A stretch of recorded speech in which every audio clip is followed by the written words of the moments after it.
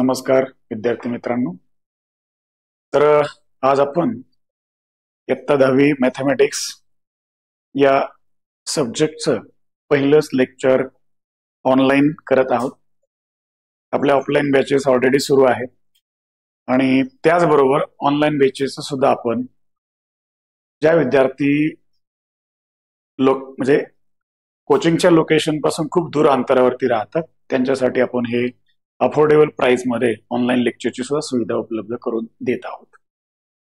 तर चला आपण आज गणित अर्थात मॅथमॅटिक्स या 10वीच्या गणितामधील काही चॅप्टर्स, त्याच्यामध्ये असलेले कन्सेप्ट आणि आपल्याला 10वीचं जे गणित आहे ते आपल्याला कशा प्रकारे आपल्या बोर्डाच्या परीक्षेसाठी किंवा भविष्यात येणाऱ्या मॅथमॅटिक्स या सब्जेक्टला घेऊन असणाऱ्या अनेक परीक्षा, जसं की जेईची परीक्षा आपण भविष्यात देणार, बरोबर आहे, नेटची परीक्षा देणार, त्याला बेसिक मॅथ कोणतं आणि कसं ऍप्लिकेबल आहे या सगळ्यांचा एकंदरीत विचार आपण करून 10वीची जी बॅच आहे आपली ऑनलाईनची गणिताची ती आपण चांगल्या प्रकारे एकदम प्रदर्शित करणार आहोत. आणि तुम्हाला प्रत्येक कन्सेप्ट, प्रत्येक कुठल्या प्रकारची क्वेरी, कोणती अडचण असेल हे तुम्ही चांगल्या प्रकारे एकदा लक्षात आणून द्यायची आहे, चांगला अभ्यास करायचा आहे.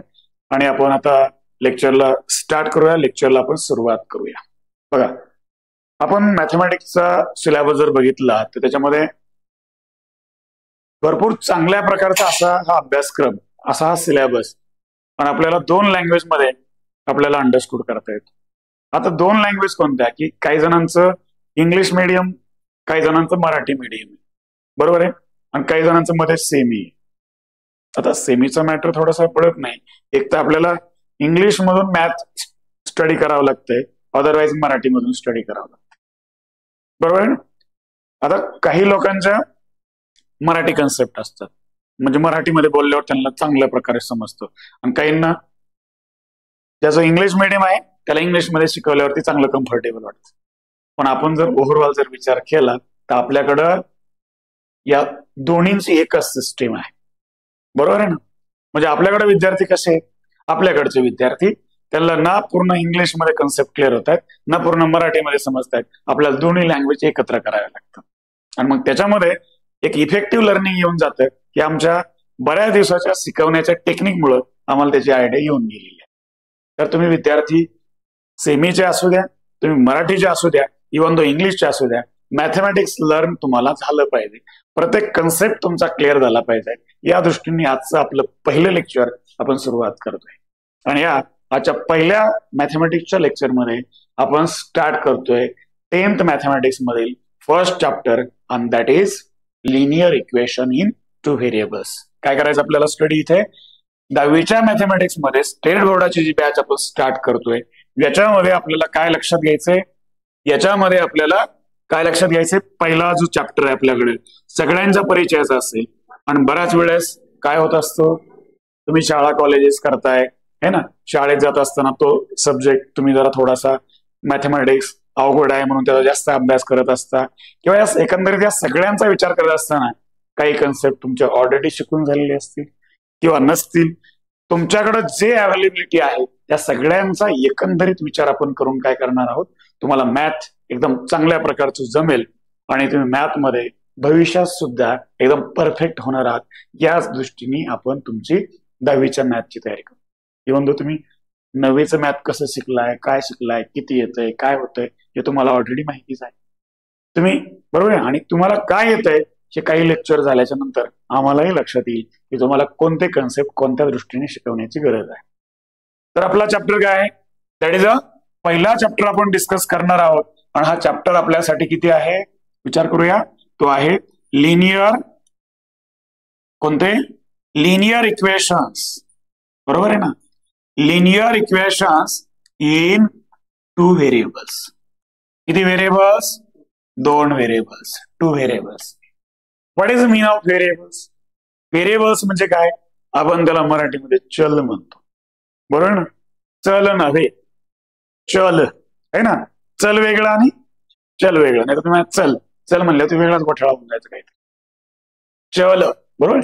पण आता चल म्हणलं तरी काही जण लोकांना काय कळत नाही चल, मग आपण त्याला थोडंसं अजून विस्तारित लक्षात घेऊया. चल म्हणजे काय, दिलेल्या तुमच्या त्या समीकरणामध्ये, इक्वेशन म्हणजे काय, समीकरण, त्या समीकरणामध्ये एखादी व्हेरिएबल व्हॅल्यू असते आणि ती काय होते, सारखी सारखी बदलते. त्याला कुठल्याही प्रकारचा फिक्स पॉइंट ऑफ व्ह्यू नसतो. आपण जसं वागू, जसं जगू, असा विचार करूया की ती थोडी बदलत चालते. बरोबर आहे. ती काय होते, व्हॅरी होते, चेंज होते. आणि हे चेंज होणारं, व्हॅरी होणारं, बदलणारं जे अक्षर आपण यूज करतो त्याला आपण या समीकरणामध्ये चल असं बोलतो, व्हेरिएबल असं बोलतो. इथं अनेक वचनचा विचार आपण करतोय. काय विचार करतो इथे, इथं टू व्हेरिएबल्स असं बोलतोय आपण. काय बोलतोय इथं, दोन व्हेरिएबल्सचा आपल्याला विचार करायचा आहे.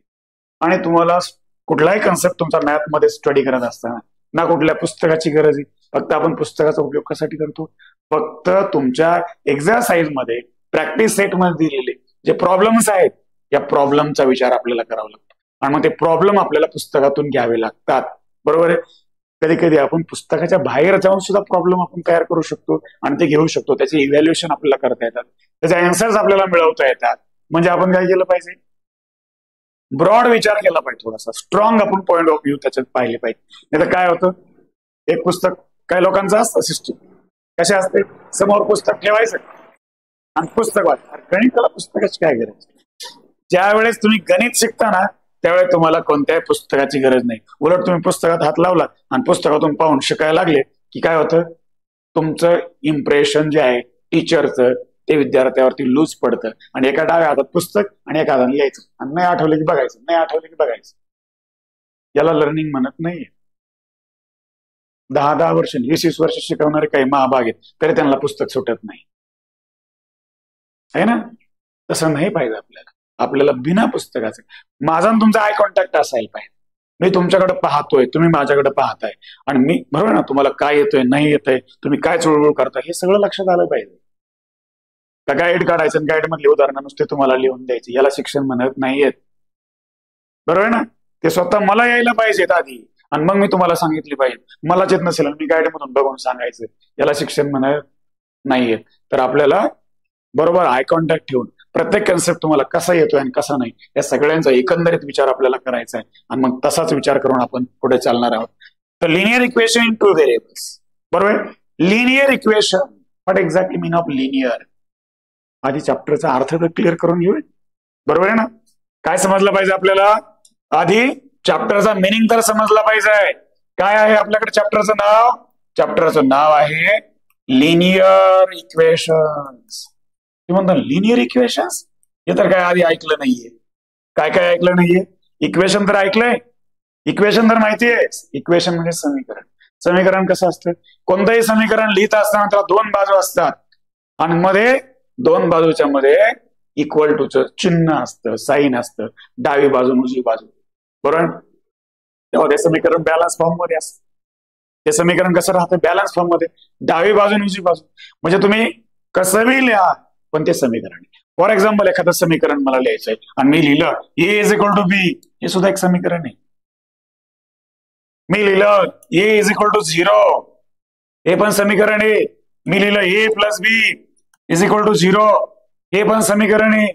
मी लिहिलं A minus B is equal to 0, हे पण समीकरण. समीकरणाची एक बाजू दुसऱ्या बाजू बरोबर एक्सप्रेस केली जाते, लिहिली जाते. एक्सप्रेशन करणे म्हणजे लिहिणे, दाखवणे, बोलणे, आहे का नाही. हे नाही लिहिलं तर बोलतो आपण, नाही तर मग फळ्यावरती लिहून दाखवतो. मग अशा प्रकारचं टेक्निक आपल्याला इथे डिस्कस करायचंय. तर हे इक्वेशन झालं. We are talking about the linear equation. आपण कुणाविषयी बोलतोय, we are talking about the linear equation. आपल्याला लिनियर इक्वेशन मध्ये बोलायचं. मग काय लिनियर इक्वेशनची कन्सेप्ट असते, लिनियर इक्वेशन कसं तयार होतं. आणि हे दोन व्हेरिएबल्स आहे. तुम्हाला सर एका व्हेरिएबलचं लिनियर इक्वेशन असतो का, आधी एका व्हेरिएबल विषयी बोला, नंतर जाऊया दोन व्हेरिएबल कडे. आहे का, एका व्हेरिएबलचा कन्सेप्ट आहे का, हा असू शकतोय ना. एका व्हेरिएबल मध्ये पण आपण बोलू. पण जनरली बघा, आपण ज्या वेळेस कोणतंही इक्वेशन एक्सप्रेस करत असताना आपल्याकडं स्टँडर्डायझेशन मध्ये, म्हणजे एका स्टँडर्ड मेथड मध्ये काही लेटर बाय डिफॉल्ट डिसाइड केलेले आहेत मॅथमध्ये. काही लेटर्स बाय डिफॉल्ट डिसाइड केलेले आहेत आणि तेच लेटर्स आपल्याला इथं यूज करायचे. तुम्ही म्हणता सर आपल्या सिलेबसमध्ये 2च व्हेरिएबल विषय बोललोय, 3 व्हेरिएबलचं बी लिनियर इक्वेशन असतं का? किंवा एका व्हेरिएबलचं लिनियर इक्वेशन असतं का? येस, बाय डिफॉल्ट एका व्हेरिएबलचं सुद्धा लिनियर इक्वेशन असतं. ज्यावेळेस एका व्हेरिएबलचं लिनियर इक्वेशन आपण लिहितो त्यावेळेस दुसरा व्हेरिएबल तिथं नसतो किंवा तो 0 असतो. बरोबर आहे. एक एक्झाम्पल म्हणून आयडियली आपण थोडं विचारात घेऊया. तुम्ही ग्राफ अंडरस्टँड केला, कोऑर्डिनेट जिओमेट्री शिकला, कुठेतरी ग्राफची आयडिया लक्षात घेतली, कुठेतरी काहीतरी ऐकलं असेल.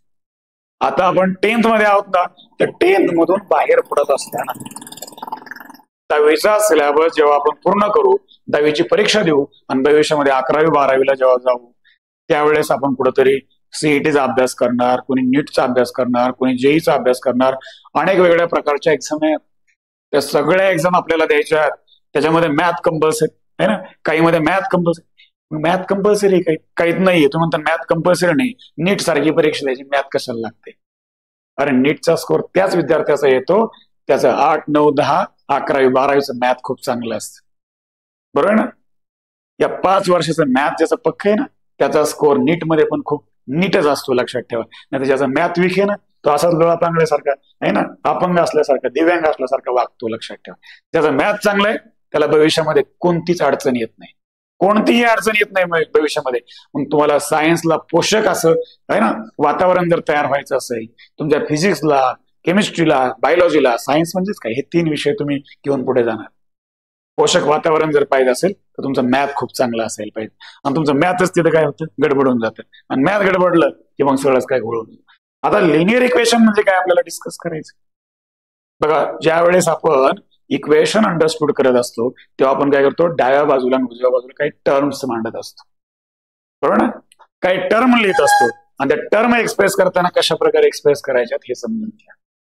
तुम्हाला मी पहिल्याच सांगितलं आपण काही व्हेरिएबल्स लिहितो. आता तुम्ही म्हणलं की 1 व्हेरिएबलचा विचार करायचा. बरोबर ना? एका व्हेरिएबलचा विचार करूया आपण. 1 व्हेरिएबल असेल तर कसं लिहिणार तुम्ही इक्वेशन? मी काय केलं, व्हेरिएबल मध्ये काही स्टँडर्ड व्हॅल्यू आहेत माझ्याकडे आणि ते म्हणजे काय, एक्स आहे, ते म्हणजे काय, वाय, ते म्हणजे काय, झेड आहे. किंवा आपण काय करू शकतो, एक्स वाय झेडच्या ऐवजी पी क्यू आहे ना, R S A B C सगळंच काही आपण लिहू शकतो. बरोबर ना? आपण सगळंच काही लिहू शकतो. सगळ्यांचाच या कन्सेप्टचा आपल्याला एकंदरीत विचार करता येईल. त्याचं जे टेक्निक आहे ते आपण डिस्कस करू शकतो, जी आयडिया आहे. बघा, लक्ष द्या.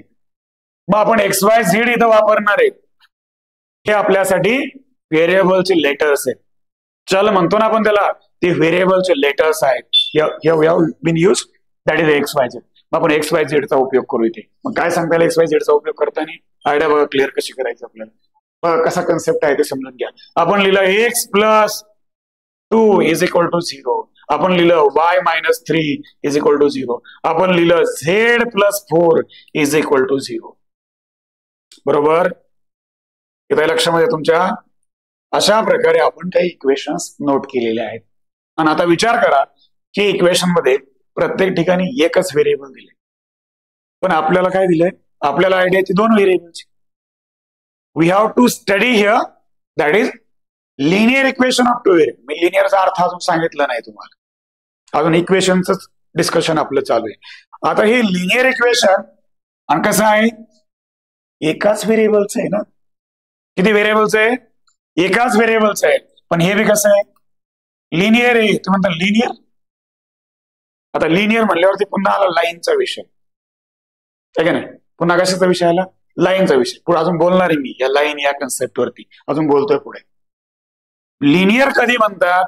ज्यावेळेस तुमचं व्हेरिएबल त्या ठिकाणी एक्सप्रेस केलं जातं तेव्हा त्या व्हेरिएबलमध्ये तेव्हा जी टर्म्स आपण लिहित असतो, व्हेरिएबल जे लिहित असतो त्या व्हेरिएबलचा इंडेक्स म्हणजे पॉवर जो आहे ना, मॅक्झिमम पॉवर किती असतो? 1 असतो. किती असतो पॉवर? मॅक्झिमम पॉवर 1 असतो. आणि निगेटिव्ह असायला नकोय, लक्षात ठेवा. आणि तो पॉझिटिव्ह मध्ये म्हणजे पॉझिटिव्ह इंटिजर मध्ये असायला पाहिजे.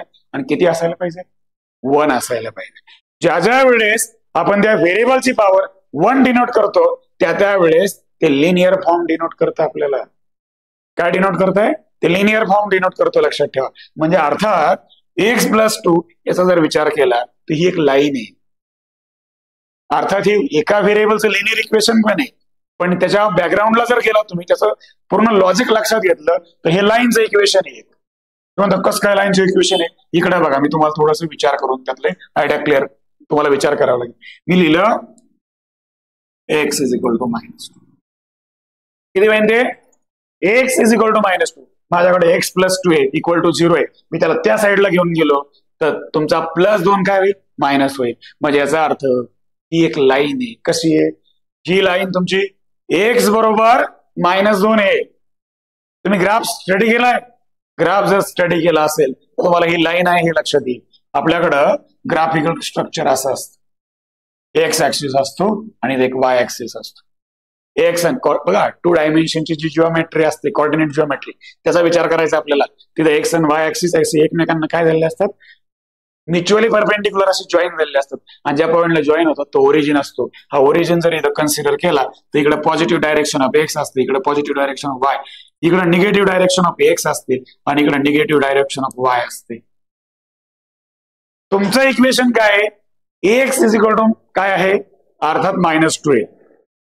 म्हणजे याचा अर्थ काय झाला की तुमची ही लाईन आहे, ही लाईन वाय ऍक्सिसला पॅरलल आहे आणि कुठून जाते? एक्स ऍक्सिसच्या -2 पॉईंट मधून जाते. मग मला सांगा, इकडे काय असतो? 1 असतो, इकडे 2 असतो, इकडे 3 असतो आणि इकडे -1 असतो, इकडे -2 असतो. म्हणजे काय? ही लाईन इथून जाते. लक्षात घ्या, ही जी लाईन डिनोट केली मी सरळ, याचा आहे एक्स इक्वल टू -2. म्हणजे तुमच्या लक्षात काय आलं? थोडं विचार करा थोडासा. Linear equation it is nothing but the equation of line. Note करा या वाक्याला. काय? Linear equation it is nothing but the equation of line which is expressed in the plane, and the plane we have been considered as a 2 dimensional. मग कोणतं तुमचं लाईनचं equation असू द्या, तुमची लाईन असू द्या किंवा लाईनचं इक्वेशन असू द्या, हे कसं आहे? 2 डायमेन्शनचं आहे. याचा अर्थ 2 व्हेरिएबलचं आहे. आलं का आपण पुन्हा पॉइंट कडे? आपण काय करतो? हे इक्वेशन काय करतोय? हे इक्वेशन आपण हे इक्वेशन कुठे एक्सप्रेस करतोय? एका प्लेन मध्ये एक्सप्रेस करतोय. बरोबर ना?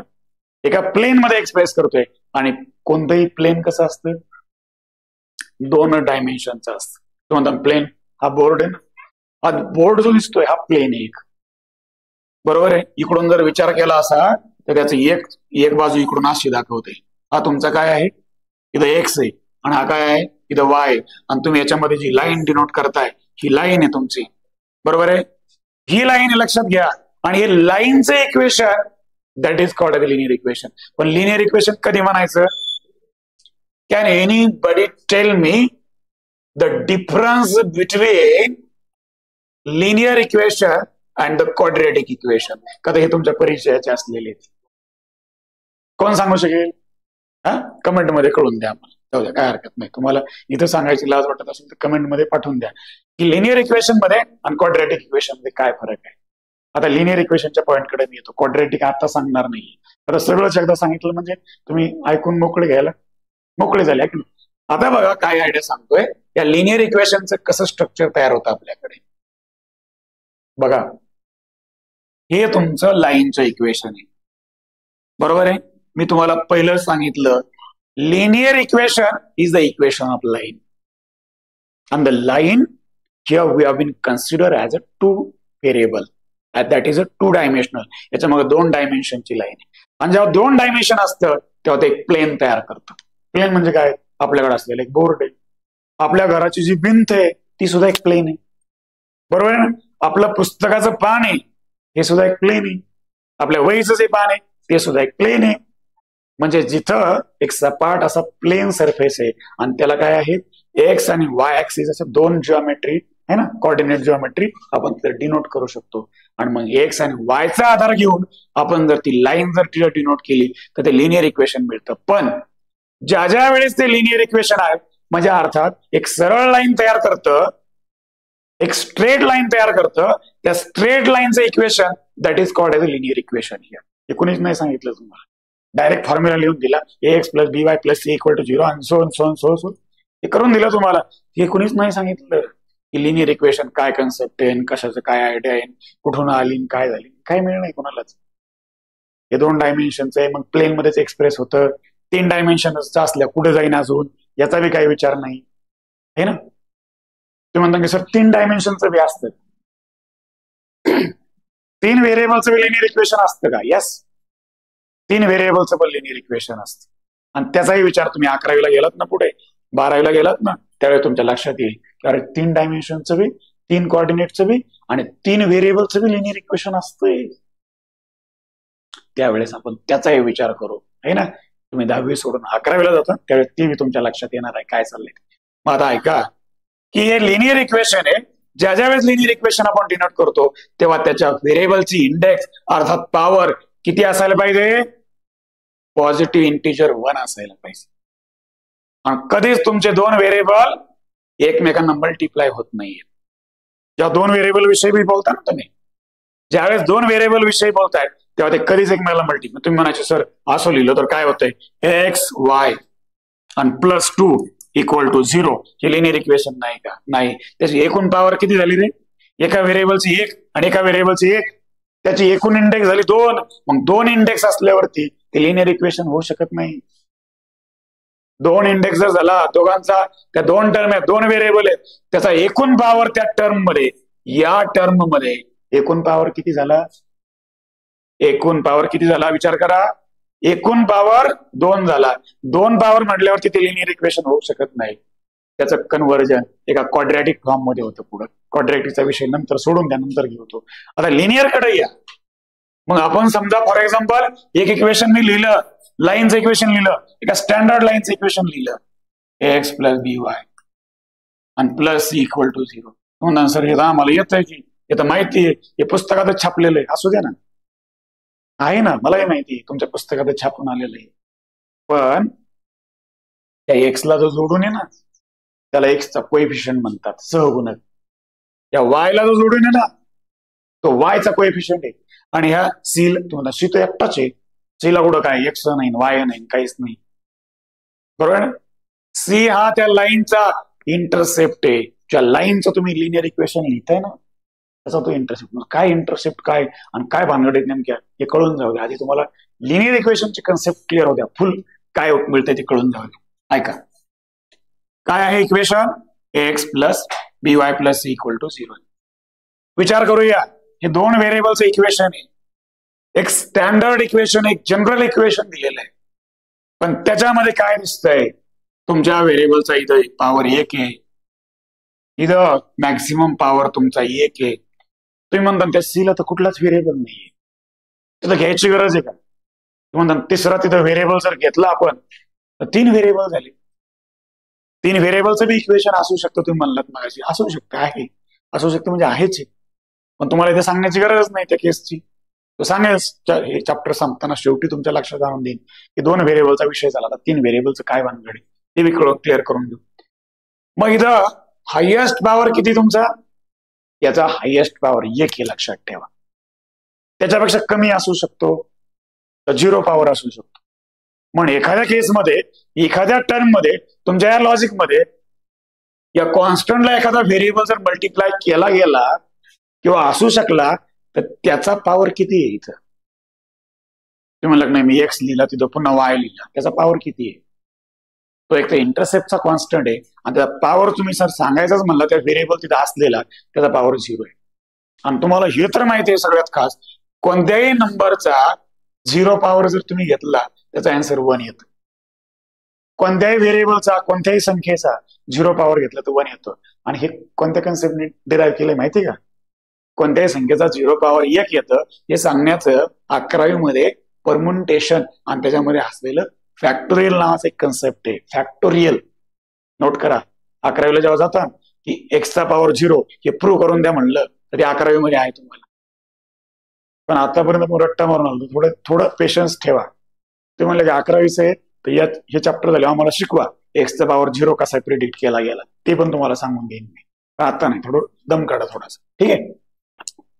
मग एक्सचा पॉवर 0 हा 1 आहे. तुम्ही इथं एक्स लिहा, वाय लिहा, काही लिहा, मग शेवटी काय होईल? एक्सचा पॉवर 0 1 आहे. तुम्ही सी ला कशाने गुणा ना, याचा अर्थ सी तसाच राहिला.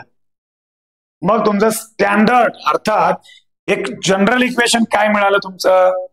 ते मिळालं एक्स प्लस काय by आणि +c = 0. बघा ते म्हणतात सर इथं दोन व्हेरिएबल दिसत आहेत इथं दोन व्हेरिएबल, आणि दोघांचा बी मॅक्झिमम इंडेक्स किती आहे? 1 आहे. बरं, दोघांचा बी इंडेक्स 0 झाला तर हे लिनियर इक्वेशन होईल का? हा, थोडं मला खाली बघावं लागते, का तर खाली पोरं बसलेले आहेत आमच्या, त्यामुळं तुम्ही मला सारखे खाली बघायचे सर. आमच्या समोर इथं ऑफलाईन ऑनलाईन दोन्ही एकत्रच चालू आहे. मग आता विचार करा थोडासा, काय आयडिया आहे की तिथं एक्स आणि वायचा पॉवर जो आहे ना व्हेरिएबलचा, तिथं 1 1 येतो. तिथं किती आहे? 1 1 आहे. ते म्हणलं एक्स आणि वायचा पॉवर 0 करून टाकला तर 0च करून टाकला तिथं, तर तुम्ही म्हणता मग 0 झाल्यावर सर लिनियर इक्वेशन होईल का? कसं काय लिनियर इक्वेशन? ते झालं एक सामान्य आपलं regular equation, a + b + c = 0. याचा आणि याचा लिनियरचा काय संबंध आहे? हे सगळे कॉन्स्टंट झाले, एक नंबरचे ऍडिशन केल्यासारखं होऊन जाईल ते. आता एक्सचाही 0 पॉवर 1 आणि वायचाही 0 पॉवर 1. मग ते विषय वेगळा झाला, लक्षात ठेवा. म्हणजे काय क्लिअर होईल ते, तुम्हाला व्हेरिएबलची कायम गरज आहे. व्हेरिएबल नसेल तर तुम्हाला ती इक्वेशन लाईनचे आणि ते एका प्लेन मध्ये एक्सप्रेस करता येतं हे सांगता येणार. आता पुढे जाऊया थोडंसं. लिनियर इक्वेशन आहे, लाईनचं इक्वेशन आहे. आता हे इक्वेशन स्टँडर्ड फॉर्म मध्ये आहे, पण हे दिलेलं इक्वेशन लिनियर आहे, लक्षात ठेवा.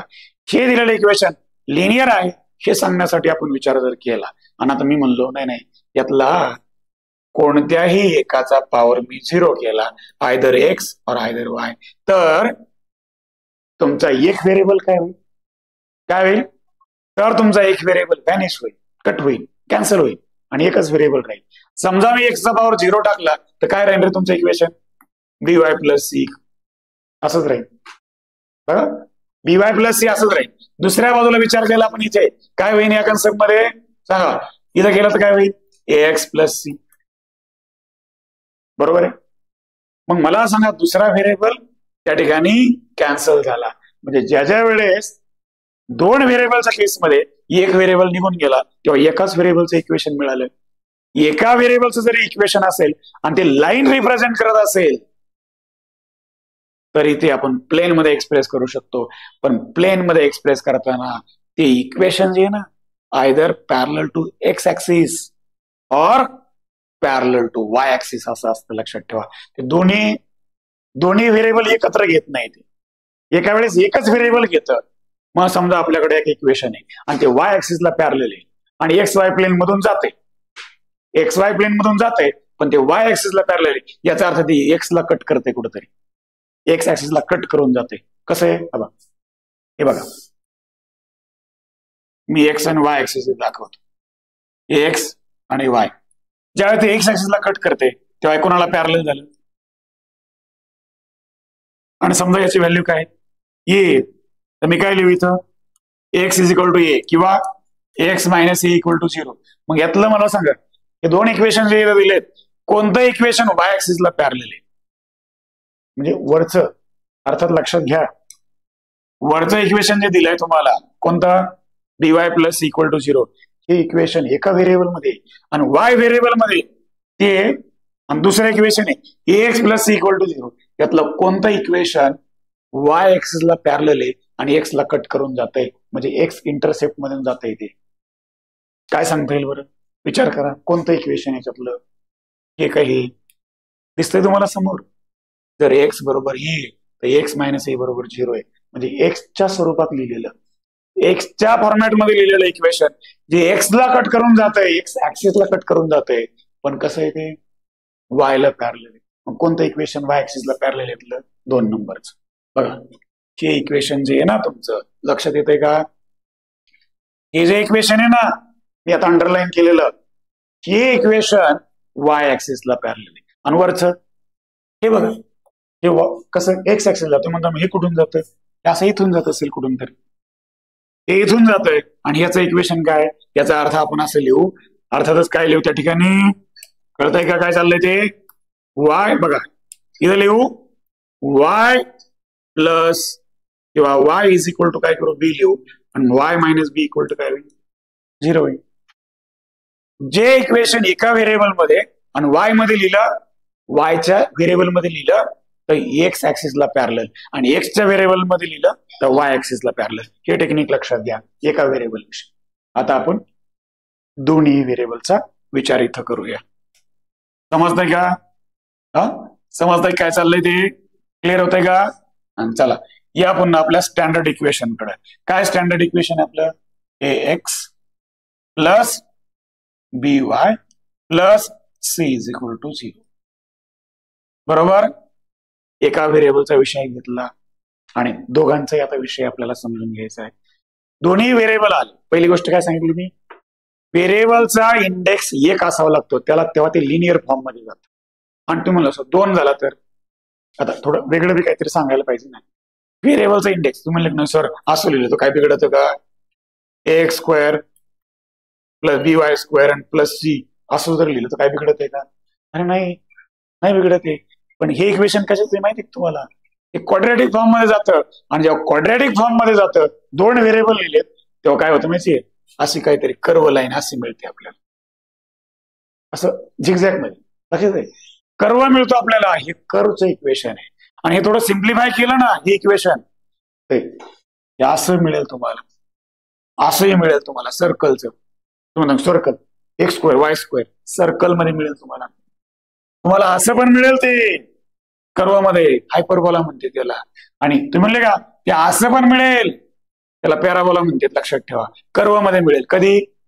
ज्या ज्या वेळेस व्हेरिएबलचा पॉवर एकापेक्षा वाढत जाईल ना, एक नसेल एक असेल तेव्हा लाईन मिळेल, लिनियर इक्वेशन मिळेल. आणि एकापेक्षा वाढत जाईल ना तेव्हा असे वेगळ्या लाईन तुम्हाला मिळतील, असे कर्व मिळतील. सर्कल पण मिळेल याच्यामध्ये. आणि असा शेप पण मिळेल तुम्हाला, याला इलिप्स म्हणतात. असा शेप पण मिळेल तुम्हाला या इक्वेशन वरून, या इक्वेशन वरून. मग हे लाईनचं इक्वेशन असूच शकत नाही. तेव्हा त्याच्या वर्गामध्ये लिहिले, वर्ग क्वाड्रॅटिक इक्वेशनच्या फॉर्म मध्ये स्क्वेअर केला आणि तिथे हे चालणार नाही. मग हे तुमचं स्टँडर्ड इक्वेशन आहे. आता या स्टँडर्ड इक्वेशन मध्ये इथं पॉवर 1 इथं पॉवर 1 अशा प्रकारे स्टँडर्ड इक्वेशन 2 व्हेरिएबल्स एक्सप्रेस केलं. कदाचित तुम्ही म्हणले, बघा आता मी दुसरी बाजू अजून एकदा समजून सांगतो. कदाचित तुम्ही म्हणले की या ठिकाणी असलेला तुमचा ए आहे ना, ए जर 0 केला तर, बघा मी तुम्हाला काही कन्सेप्ट क्लिअर करणार इथं, आयडिया तुमच्या ज्या आहेत त्या समजून सांगणार आहे. त्याचं जे लॉजिक आहे ते तुम्हाला क्लिअर करून देतो. की बऱ्याच जणांना कन्फ्युजन अजून मिटलेलं नसतं. एवढं तुम्ही लिनियर इक्वेशन 10 जणांकडून शिकला असताल, पण तुम्ही माझ्याकडून जेव्हा लिनियर इक्वेशन शिकून जाताना तेव्हा तुमच्या 11वीची तयारी झाली म्हणून समजा, 12वीची तयारी झाली म्हणून समजा. याच टॉपिकवरचा तुम्हाला जी किंवा सीईटीला जर एखादा क्वेश्चन आज विचारला आणि तुम्ही तो पेपर काढून जर बघितला ना, 10वीला असून सुद्धा तुम्ही ते क्वेश्चन अटेम्प्ट करू शकता. तो क्वेश्चन 90% त्याचा आन्सर तुमचं करेक्ट येऊ शकतं. बघा कसं आहे लॉजिक याच्या मागचं. मग आता समजून घेऊ. ते म्हणले सर इथं जर ए 0 झाला तर हे लिनियर इक्वेशन होईल का? बघा मी काय सांगतोय का, इथं जर ए 0 झाला तर हे लिनियर इक्वेशन होईल का? बोला. इथं जर ए 0 केला मी तर हे लिनियर इक्वेशन होईल का? इथं बी 0 केला तर लिनियर इक्वेशन होईल का? दोन्ही 0 करून टाकले मी, आता लिनियर इक्वेशन होईल का? एका वेळेस एक. पहिल्या वेळेस ए 0 केला मी एकदाचा, मग ए ची व्हॅल्यू 0 झाली तर तुम्हाला काय मिळालं? by प्लस सी मिळालं. होईल ना इक्वेशन? एका व्हेरिएबल मध्ये मिळेल आणि लिनियर इक्वेशन होईल ते. तुम्ही नाही सर बी 0 केला तर एक्स प्लस सी मिळेल. होईल ना लिनियर इक्वेशन? बरोबर आहे ना? इथं आपल्याला लिनियर इक्वेशन मिळून जाईल. लक्षात घ्या, लिनियर इक्वेशन आपल्याला त्या ठिकाणी काय होणार आहे? मिळणार आहे. त्याचं स्ट्रक्चर आपल्याला त्या ठिकाणी अंडरस्टूड करायचंय. आणि दोन्ही एकत्र असले तर ऑलरेडी हे जनरल 2 व्हेरिएबलचं लिनियर इक्वेशन आहे. बरोबर आहे. पण आपण एकाच वेळेस ए पण 0 केला आणि त्याच वेळेस simultaneously there is A is a 0 as well as B is a 0. A आणि बी दोन्ही 0 करून टाकले. आता लिनियर इक्वेशन होईल का? नसतं राहील सी इक्वल टू 0. आता होईल का लिनियर इक्वेशन? बोला ना. आता लिनियर इक्वेशन होईल का? नाही होणार आता लिनियर इक्वेशन, का तर व्हेरिएबलच नाही राहिलं त्याच्यामध्ये. आता याला लाईन्स इक्वेशन कसं म्हणायचं? हे बिना व्हेरिएबलचं झालं, लक्षात ठेवा. पण आता तुमच्याकडे 2 व्हेरिएबल आहेत आणि हे लाईनचं इक्वेशन आहे. म्हणजे तुम्हाला काय लक्षात आलं? एक तर दोन्ही 0 नकोय, एक तर कोणताही एक 0 पाहिजे. कोणताही एक 0 झाला तर एकच व्हेरिएबल मिळेल. आणि ए आणि बी नॉट इक्वल टू 0 असतील तरच लिनियर इक्वेशन दोन व्हेरिएबलचं. मग कंडिशन बघा कशी मिळते. काय कंडिशन आहे या केसमध्ये ए आणि बी झिरो नको. ए आणि बी झिरो कधीच नको आहे आपल्याला लक्षात ठेवा. आणि एक्स आणि वाय ची पॉवर पण एकापेक्षा जास्तही नको आणि एकापेक्षा कमीही नको. ही कंडिशन तुम्ही लक्षात ठेवा, नोट करा. काय ती जी एक्स ची पॉवर आहे ना आणि वाय ची पॉवर आहे ना ही एकच पाहिजे. पॉझिटिव्ह इंटिजर त्या ठिकाणी असायला पाहिजे, प्लस वन पॉवर असायला पाहिजे त्या ठिकाणी. निगेटिव्ह नकोय, 0 पण नकोय, 2 पण नकोय, 5 पण नकोय, वेगळी पॉवरच नको. त्याची पॉवर एकच पाहिजे, शुड बी 1. दोघांची बी पॉवर शुड बी 1 असायला पाहिजे, पॉझिटिव्ह 1 असायला पाहिजे इंटिजर. आणि ए आणि बी च्या व्हॅल्यूज कधी 0 नकोय. त्याच वेळेस ते काय होईल, linear equation in two variable होईल. आता विषय थोडा पुढे जातो बघा, क्लिअर करून टाकलं सगळंच काही. आता विषय थोडासा पुढे जातोय. इक्वेशन आहे ax प्लस by आणि प्लस c इक्वल टू 0. वेळ लागेल, थोडा व्हिडिओ लांब होईल लक्षात ठेवा. पण आधी तुम्हाला लिनियर इक्वेशनच माहित नव्हतं तर तुम्ही डायरेक्ट लिनियर इक्वेशन खायला लागले, समजून पण घेतले, प्रॉब्लेम पण सोडवायला लागले. पण हे बेसिक कोणी सांगायचं, हे बेसिक मिळेल म्हणतो ना 11वीला गेल्यावर. अरे हे तर आधी क्लिअर करा, मग लिनियर इक्वेशन तुम्हाला पटापट सुटून जातील. तुम्ही म्हणले मागाच्या केसमध्ये असं सांगितलं, ए पण 0 नको, बी पण 0 नको, एक्सचा पॉवर एकापेक्षा जास्त नको, वायचा पॉवर एकापेक्षा जास्त नको. आता सीचा प्रश्न राहिला ना, पण तुम्ही सी विषयी बोललेच नाही असं म्हणणार आहे. मी काय करतो, या ठिकाणी माझा जो सी आहे हा 0 नको किंवा 0ही चालेल, दोन्ही जमतंय मला. बरोबर आहे, मला जमतंय म्हणजे सिस्टीम मध्ये आहे आपल्या मॅथच्या हे सगळं काही. एक्सची व्हॅल्यू बघा, एक्स विषय वाय विषय बोललोच आधी, सी च्या व्हॅल्यू विषयी मी बोलतोय. सी जर नॉट इक्वल टू 0 असेल तरी बी चालतो आणि सी इक्वल टू 0 असेल तरी बी चालतंय. म्हणजे तुम्ही काय म्हणणार, सर इक्वेशनचं 2 प्रकारे तयार होत आहे, X plus B Y plus C equal to 0 आणि एक्स आणि only plus B Y also equal to, बरोबर आहे, ऑल्सो इक्वल टू 0.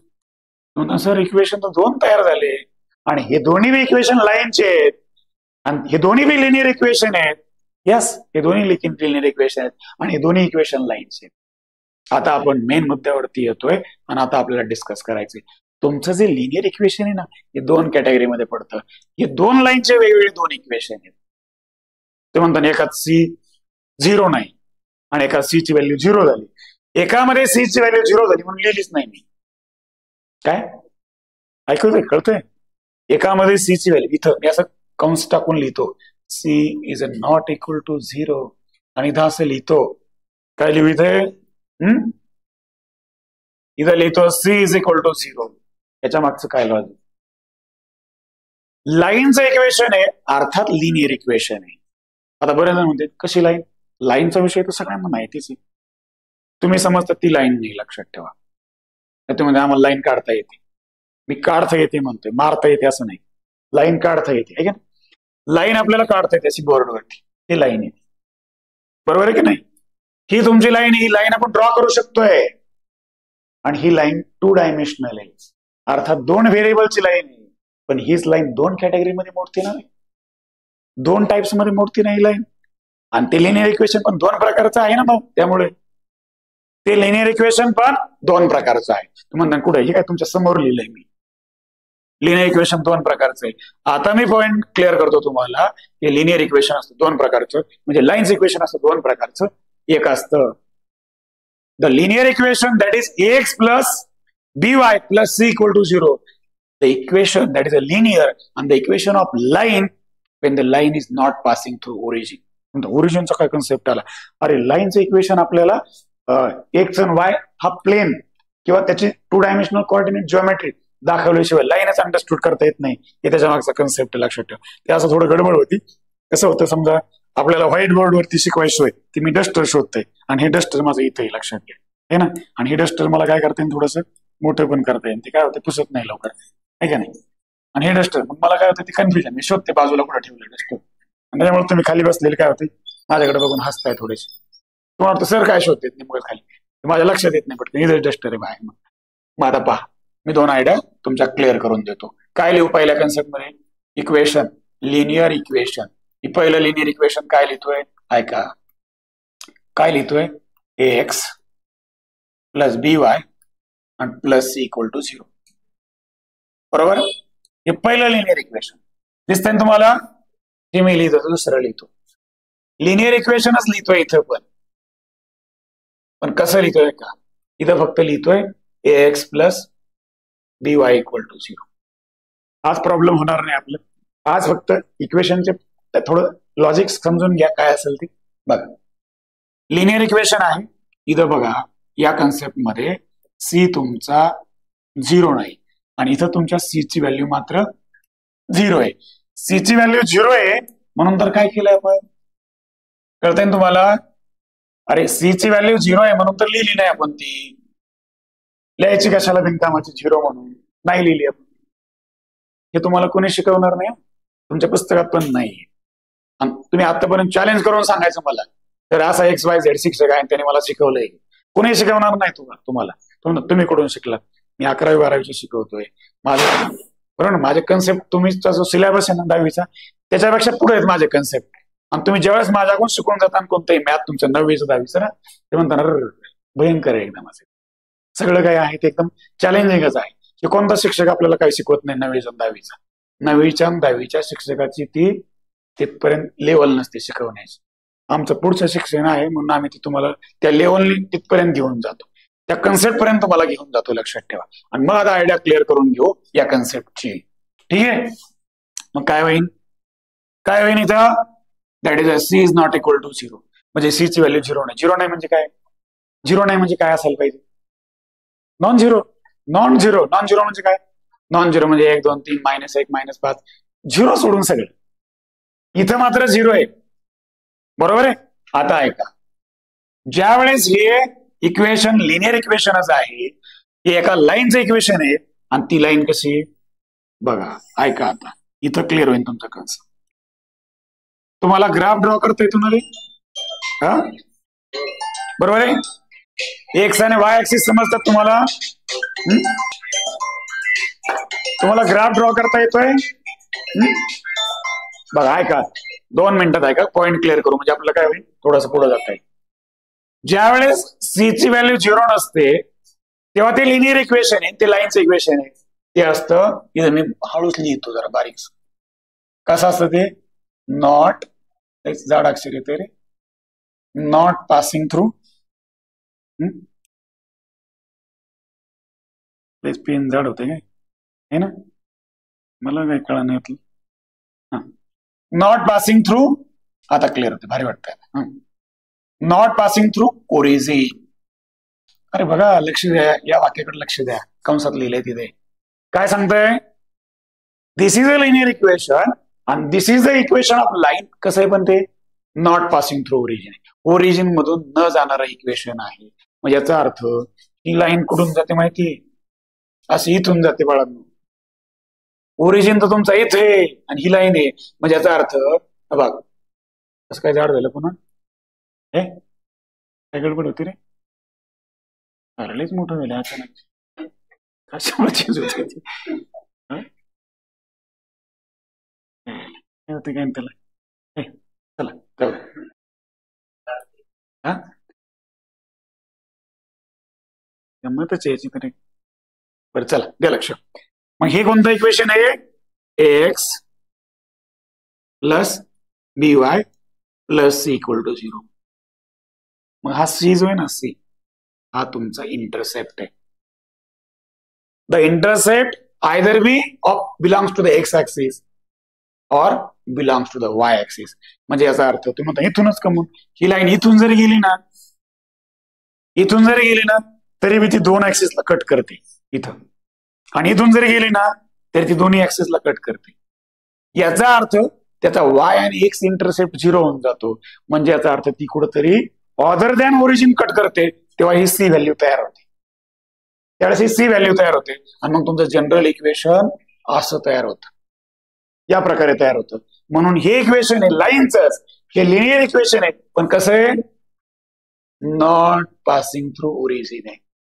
त्यामुळे त्या सीला, सीची सी ना म्हणून त्या सीला किंमत आहे इथं. का तर सी कुठे इथून जातोय म्हणजे इथं कट करतोय इथं एक्स ऍक्सिसला कट करतोय. म्हणजे सी काय डिनोट करतोय, त्या लाईन पास होत असताना एक्स आणि वाय इंटरसेप्ट तिथे दाखवतोय. आता दुसऱ्या बाजूला या आयडिया क्लिअर झाली. हे लाईनच इक्वेशन पण कसं, नॉट पासिंग थ्रू ओरिजिन. आता दुसऱ्या बाजूला जाऊ आपण आणि आयडिया क्लिअर करू है ना. On other hand we have to discuss the only this equation, and this equation is a passing through origin. हे इक्वेशन कसं आहे, पासिंग थ्रू कसं आहे, ते ओरिजिन आहे लक्षात ठेवा. तुम्ही म्हणता हे लाईनच इक्वेशन आहे, हे लिनियरच इक्वेशन आहे, पण कसं आहे पासिंग थ्रू ओरिजिन. म्हणजे काय, या ओरिजिन मधून जाईल इथून ax plus by equal to 0. याचा अर्थ इथं कुठं छेदलंय, ते इंटरसेक्ट कुठं केलंय त्याने, ओरिजिनला इंटरसेक्ट केलंय. याचा अर्थ सी ची व्हॅल्यू काहीच नाही, त्याची 0 आहे. पण हीच लाईन जर मी खाली ओढली इकडं आणि इथून पास केली तर तुमचा सी 0 होणार नाही, तुमचा सी 0 होणार नाही लक्षात ठेवा. म्हणजे याचा अर्थ हे आहे पासिंग थ्रू ओरिजिनचं लिनियर इक्वेशन, त्याचा अर्थ ते लाईनचं इक्वेशन आहे. आणि हे आहे ते नॉट पासिंग थ्रू, बरोबर ना, इक्वेशन नॉट पासिंग थ्रू ओरिजिनचं इक्वेशन. ते अशा प्रकारे डिनोट केलं जातं आणि पासिंग थ्रू ओरिजिन या प्रकारे. तुम्ही असंच का, असं नाही असू शकत का, असं बी असू शकते, असंही असू शकते, असे किती बी दाखवा, पण ते ओरिजिन मधून पास झालं पाहिजे. तेव्हा सी फॅक्टर जो दिलाय ना, हा 0 दाखवलाय आणि इथं C is not equal to 0 दाखवलाय, म्हणजे ते ओरिजिन मधून जात नाही. आता तुमचे लिनियर इक्वेशन अर्थात लाईनचे इक्वेशन तुम्हाला क्लिअर झाले असतील. समजा जे काय आपण आजच्या लेक्चरमध्ये डिस्कस केलंय, बरोबर आहे, तुम्हाला नक्कीच आवडला असेल. उद्याच्या लेक्चरमध्ये याचा पुढचा कन्सेप्ट आपण डिस्कस करणार आहे. जेवढं काय शिकवलं व्हिडिओ समजा लेंदी झालाय किंवा काही असेल, पण विषय असा आहे, हा पॉइंट तुम्हाला तुमच्या सिलेबस मधला लिनियर इक्वेशनचाच कन्सेप्ट, पण एवढा डिटेल तुम्हाला कोणीच सांगितलं नसेल, कोणत्या पुस्तकात सापडणार नाही. आणि तुम्ही कोणाचाही व्हिडिओ काढून बघा पुढे मॅथ मधला, तुम्हाला चॅलेंज लागली. म्हणजे भारतात तर आहेच, ऑनलाईनवर तर काय होत गेलाय सगळ्यांचाच आहे ना. भारताच्या बाहेर जाऊन सुद्धा बघा, कुठं तुम्हाला जर असं टेक्निक जर सापडलं तर त्या ठिकाणी चॅलेंज करून लागली. तुम्हाला ना सापडलं सर आम्हाला इथं, तुमचं काय करेल, तुम्हाला ऑनलाईन फ्री ऑफ कॉस्ट शिकवेल, तुम्हाला त्याला सापडेल, त्याला सापडून दाखवा मला. ठीक आहे. तर हा जो कन्सेप्ट आहे, काय करायचं आपल्याला, एकदम व्यवस्थित पुन्हा एकदा रिव्हाइज करून घ्यायचा. जर नसेल समजला आता तर दोनदा व्हिडिओ बघा, व्हिडिओ पाहून व्यवस्थित क्लिअर करा. आता उद्याच्या लेक्चरमध्ये आपण एक्झाम्पल वाईज जाऊ आणि पुन्हा एकदा लिनियर इक्वेशनचं जे बेसिक आहे ते तुम्ही रिव्हाइज करून उद्याच्या लेक्चरला अवेलेबल राहा. ऑनलाईनचे व्हिडिओ बी मिळत जातील. जे विद्यार्थी ऑनलाईन साठी आहेत त्यांनी ऑनलाईनचं करा. जे विद्यार्थी ऑफलाईनला आहेत, इथे विद्यार्थी आमच्या समोर बसलेले आहेत. म्हणजे बऱ्याच वेळेस असं व्हायचं मी सारखं खाली बघतो त्यांच्याकडे, आणि खाली बघितलं त्यांना ते काय खाली काय बघत नसते, म्हणजे थोडंसं मिसमॅच व्हायचं. त्याच्यामुळे खाली विद्यार्थी बसले त्यांनाही बोलावं लागते, आणि तुम्ही ऑनलाईनला आहेत तुम्हालाही बोलावं लागते. त्याच्यामुळं लेक्चर कसं वाटलं हे कमेंटमध्ये नक्कीच कळवा. आणि रोज होणाऱ्या अशा तुमच्या ऑनलाईन लेक्चरला आवर्जून उपस्थित राहा. या ऑनलाईन लेक्चरची फीस किती आहे, काय आहे, हे नक्कीच आपल्याला तुम्हाला ऑनलाईनद्वारे, एकदा तुम्ही लेक्चर जॉईन केलं की तुम्हाला सबस्क्रिप्शन मिळून जाईल. एकदम शुल्लक फी मध्ये सगळं काही मिळणार आहे. त्याच्यामुळे तुम्ही काही काळजी करू नका. फक्त तुम्हाला शिकवण्यासाठी जे काय आम्ही अवेलेबल आहोत, हे कसं वाटतं हे कमेंटद्वारे आम्हाला नक्कीच कळवा. आणि असं शिक्षण तुम्हाला ऑनलाईनद्वारे किंवा ऑफलाईन सुद्धा, ऑफलाईनच्या मुलांना असं कुठं मिळणार नाही. तुम्ही आतापर्यंत जे लेक्चर केलं यांचे बी मी रिव्ह्यू घेऊ, तुमचे बी रिव्ह्यू जे आहे ते ऑनलाईन आम्हाला कळू द्या. मॅथचं लेक्चर इथंच संपलं, याच्यानंतर सायन्सचं लेक्चर सुरू होणार आहे, त्याच्यामुळे मी इथंच थांबतो.